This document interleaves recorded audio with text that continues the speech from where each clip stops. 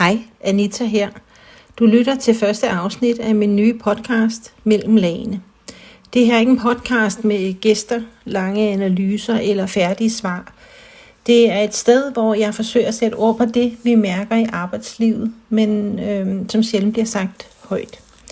Jeg arbejder med relationel udvikling, og jeg er optaget af, hvordan struktur og kultur former det, der sker mellem mennesker.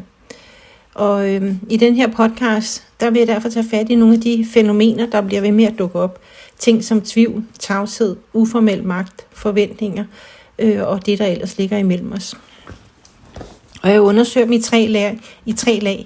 Det personlige, det vi bærer i os selv, det relationelle, det der opstår mellem os, og det systemiske, de strukturer og kulturer, vi er en del af.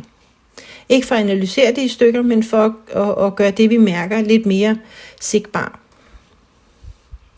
I dag vil jeg starte med et fænomen, mange af os kender til, men få taler ærligt om: professionel ensomhed.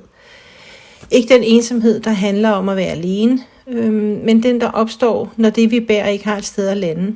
Når vi står med ansvaret, men ikke har nogen at dele tvivlen med. Eller når vi er dem, der holder andre, men ikke selv ved, hvor vi skal lægge hovedet.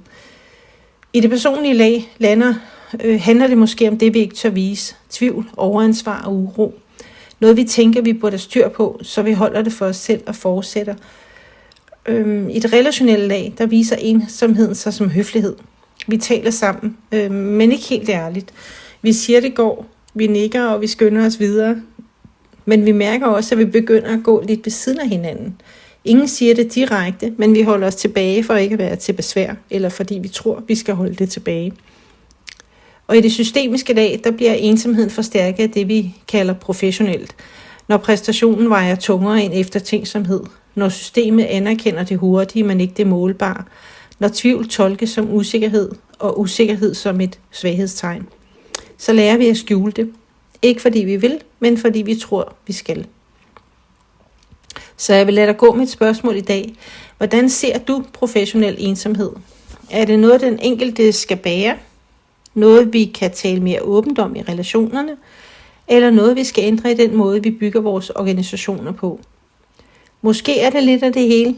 Måske er det netop derfor, vi må turde se i lag. Tak fordi du lyttede med. Vi høres ved næste gang her i Mellem Lagene.